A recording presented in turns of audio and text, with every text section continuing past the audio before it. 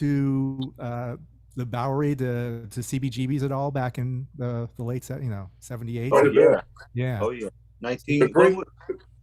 What's that? Go ahead, Dennis. When was the great first story? I always love telling this story. Jimmy and I went to see Wings Over America at the Garden. Yeah. 1976, and we were with some friends. At the time, I'd been hearing a lot about CBGBs, and I was very curious to check it out, but just never had the opportunity to go. So our friend said, "Hey, after the show, we're going to go to this club CBGB." I said, "Wow, great!"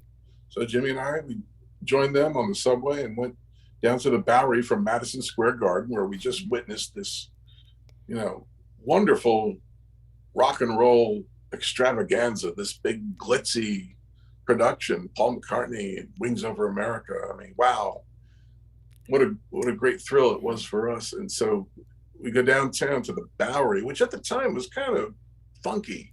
New York was in the 70s, was a dangerous place.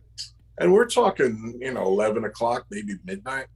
And we walk into this dank, dark club, and there on the stage is television.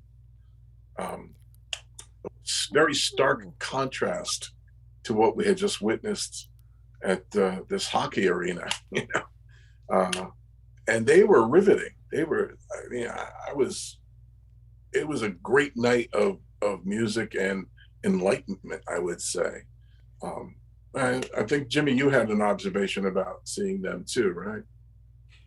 Yeah, because if we were serious about starting a band, it almost seemed like it was not achievable. When you see the Who and Paul McCartney in Madison Square Garden, it's like, wow, how do I get there?